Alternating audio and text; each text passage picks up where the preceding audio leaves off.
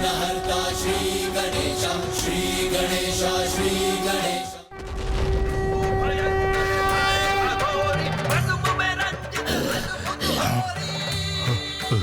मेरे महान योद्धा धूम्रलोचन का वध कर दिया इस नारी ने।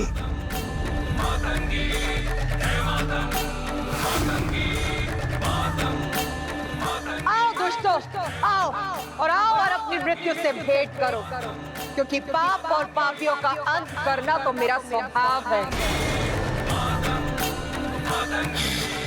आगे बढ़ो, बढ़ो आगे।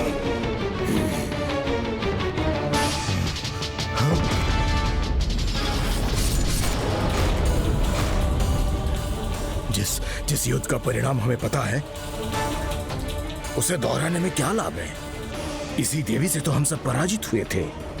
एक बार पुनः पराजित होने में भला क्या बुद्धिमानी है? मेरा आदेश है, आक्रमण करो। क्या मेरे शब्द से ही भयभीत हो गए? भयभीत होना तो असुरों का स्वभाव नहीं, फिर ये एक अबला नारी से कैसे भयभीत हो गए?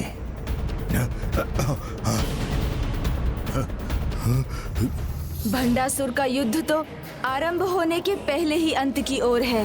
ये क्या? एक नारी के शब्द सुनकर तुम सबका रक्त शिथिल कैसे पड़ गया? वो असुर ही क्या जिसका रक्त अपना ताप खो दे? भंडासुर ऐसा होने नहीं देगा। असुरों के रक्त में उबाल मैं लाकर रहूंगा।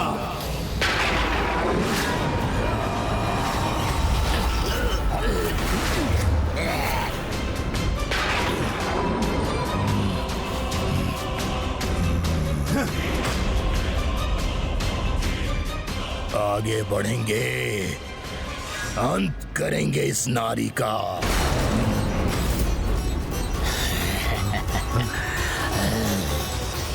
शुंभ, कुछ समय और इस नारी को उलझा कर रखो। मेरे हाथ पुनः बढ़ते स्त्री को स्तंभित कर मैं उसे बंदी बना लूंगा।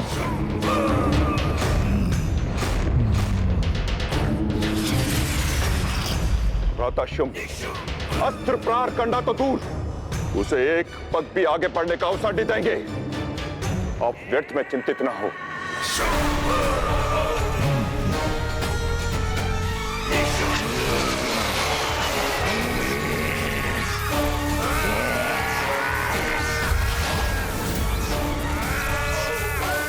इस तुच्छ स्त्री को स्तंभित करने की कोई आवश्यकता नहीं है सम्राट शुंभ। हम तो इसे बड़ी सरलता से बंदी बना लेंगे।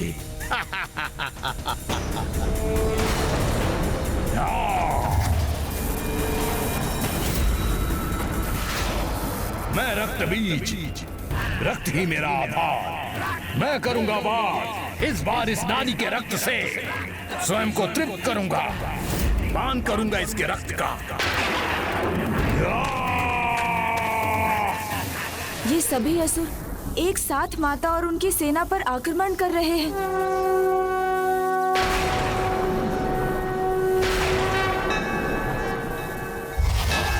जय जय हो जय मां बगलामुखी, जय जय हो जय मां बगलामुखी, जय जय हो जय मां बगलामुखी, जय जय हो जय मां बगलामुखी।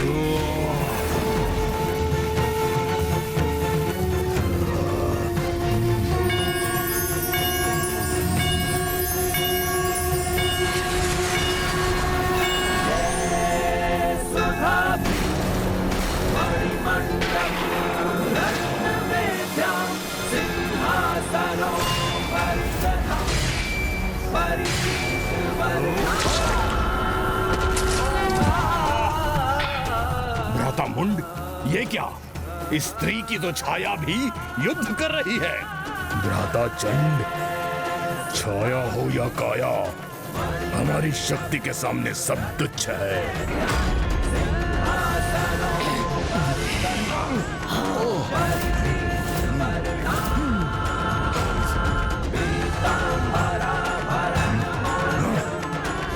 रक्त बीज है हम, रक्त ही हमारा आधार। हमारे रक्त की जितनी बूंदें धरा पे गिरेंगी उतने ही रक्त बीज उत्पन्न होंगे। यदि इसका रक्त बहने से हमारी सेना में विस्तार होता है तो अवश्य अगला प्रहार इसी पर होना चाहिए।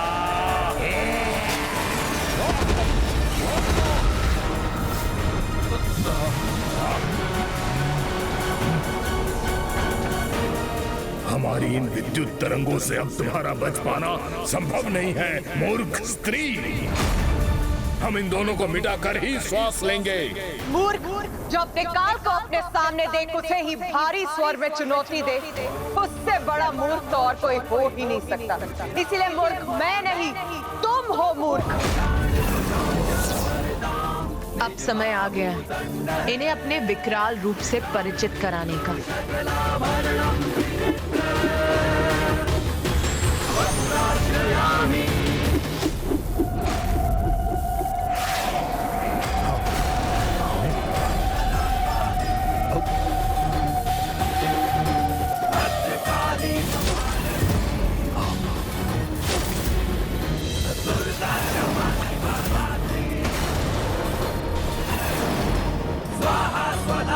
माता काली के सामने तो कोई नहीं टिक सकता।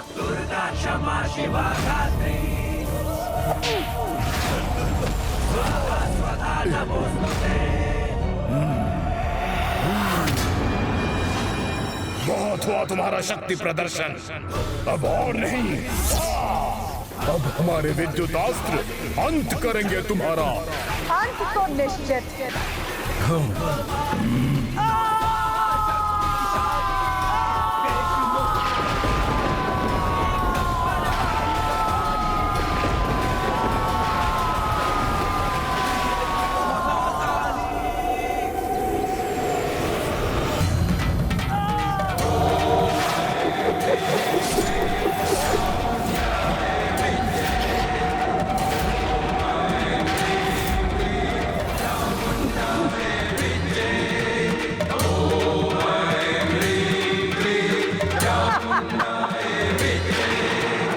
माता महाकाली की मुस्कान, उनके श्वेत दंत ऐसे लग रहे हैं जैसे उजले मोती या मोगरे के पुष्प हों।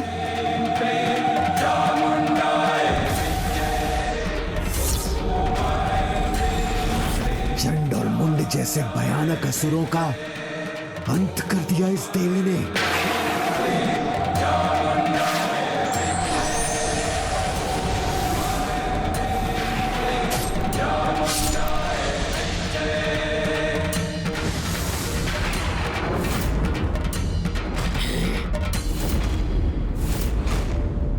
आज फिर से आपने अपना नाम प्रमाणित कर दिया, देवी चामुंडा।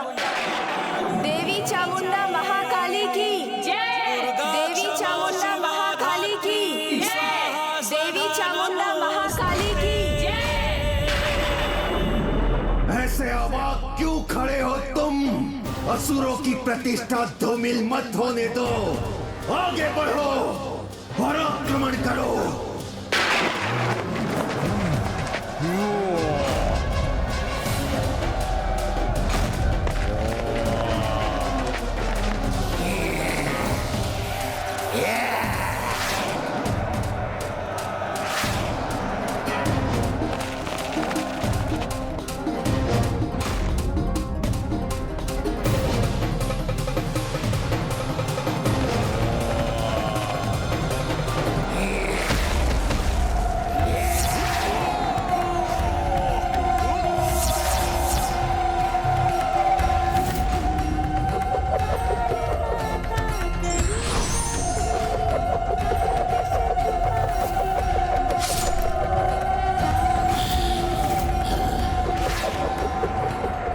अब रुकने वाला नहीं है और तीव्रता से आक्रमण करूंगा मैं।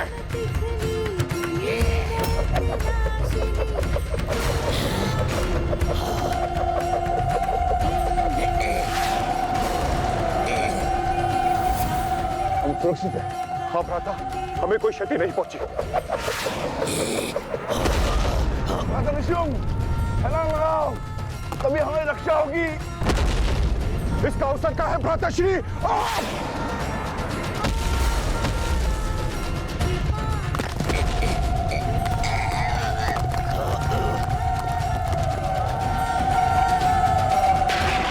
मेरे सभी असुर महायोद्धाओं को ऐसे कैसे पराजित कर सकती है ये?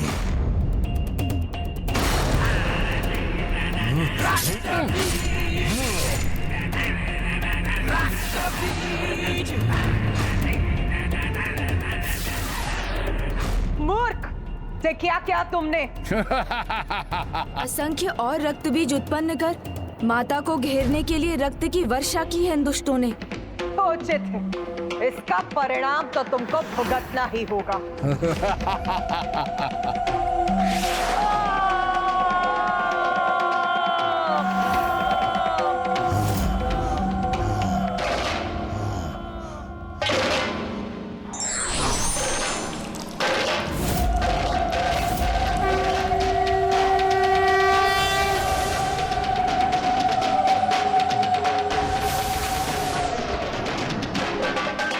ये लाल धूम्र तो माता के लाल आंचल के समान है। माता अवश्य कुछ अद्भुत करने वाली है।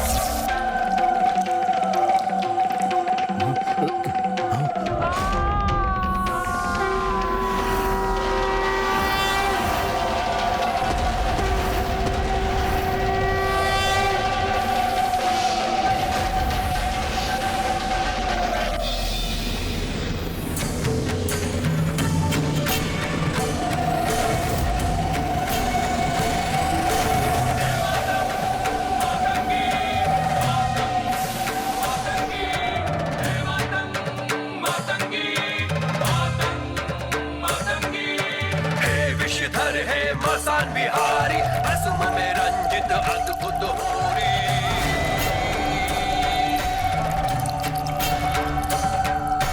भूत पिशाच संग कैसी होरी, असुम में रंजित कैसी ये होरी।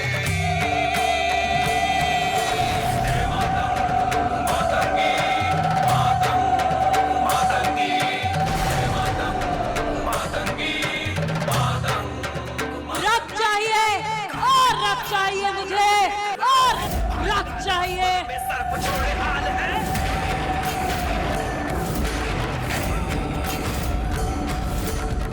गले मुंड झुंड भूत और पिशाच में होरी या अंदर गुलाल है।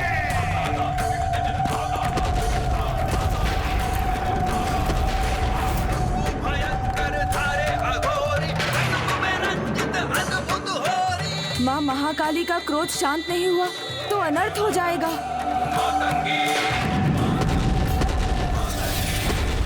इस सृष्टि के अंत में ही मेरा आरंभ छिपा है।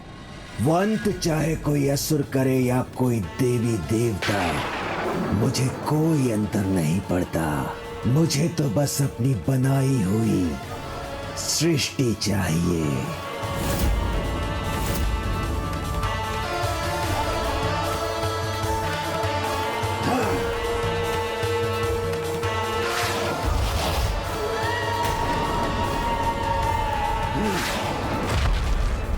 अब शीघ्र ही जब ये सब समाप्त होगा और सब नष्ट होगा तो एकमात्र भंडासुर ही शेष रह जाएगा।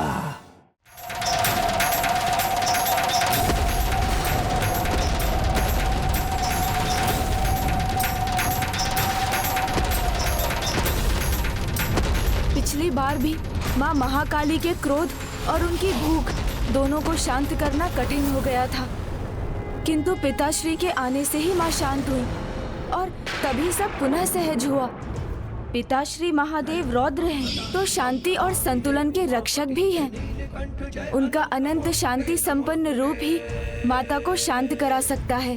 किंतु प्रभु महाशिव तो स्तंभित हैं। हम उनका आवाहन तो नहीं कर सकते, किंतु मुझे विश्वास है पिताश्री प्रभु महादेव के आगमन से ही हमारी सहायता हो जाएगी, क्योंकि प्रभु महाशिव और महादेव का मूल तत्व तो एक ही है। पिताश्री, हे महादेव, हमें आपकी आवश्यकता है। दर्शन दीजिए पिताश्री, क्योंकि आपके ही दर्शन से माँ महाकाली का ये रौद्र रूप शांत हो सकता है। महाकाली का ये रौद्र रूप शांत हो सकता है।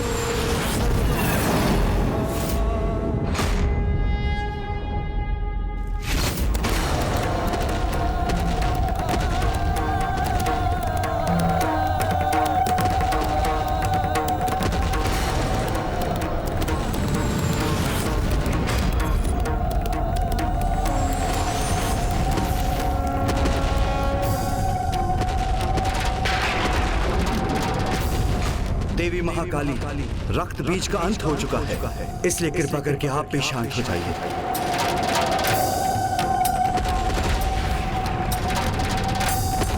देवी महाकाली, देवी महाशक्ति, शांत हो जाइए, शांत हो जाइए,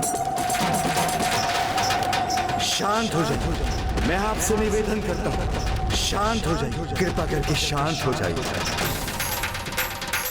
माता महाकाली तो पिताश्री महादेव का अनुरोध सुनकर भी नहीं रुकी, तो मुझे सभी ब्रह्मांडों से समस्त प्रभु महादेव का आवाहन करना होगा।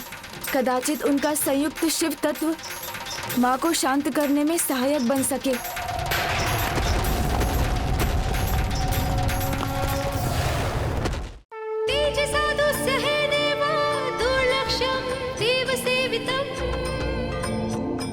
शरण्यं सर्वसत्त्वानां प्रसन्नमुखपङ्कजं वेदेह शास्त्रया यथा गीतं विष्णु ब्रह्मनूतनं सदा भक्तवत्सलमानन्दं शिवमावाहयाम्यहम्। देवी महाशक्ति, शांत, देवी महाकाली, शांत हो जाए, शांत हो जाए, शांत हो जाए, देवी शांत हो जाए।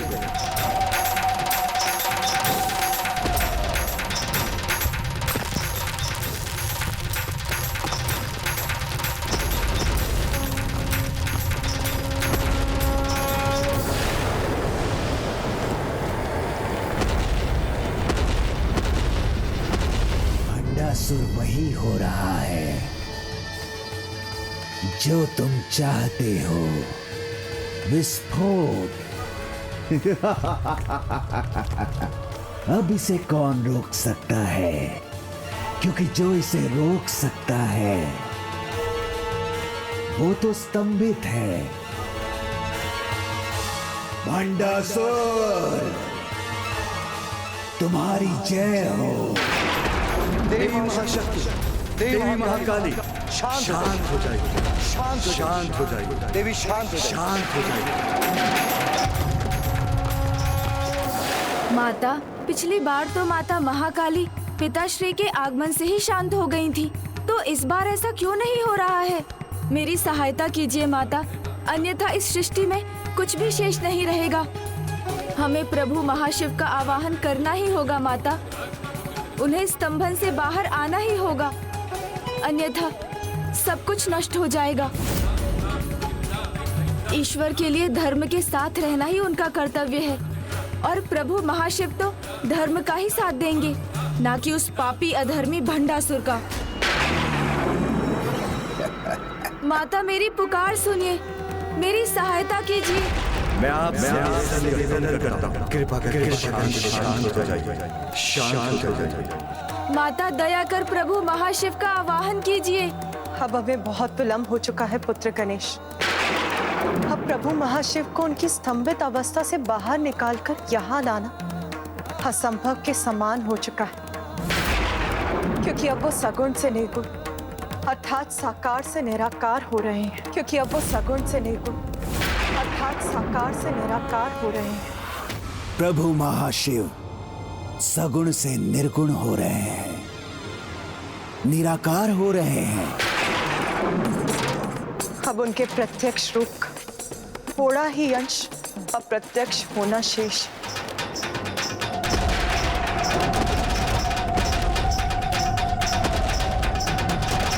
ये नहीं हो सकता। माता, इस घटना को रोकने का अवश्य कोई उपाय होगा। कृपा कर आप ही बताइए मुझे। इस प्रकार संसार से शिव तत्व का लुप्त होना सृष्टि के संतुलन पर संकट के घोर बादल का छाना है।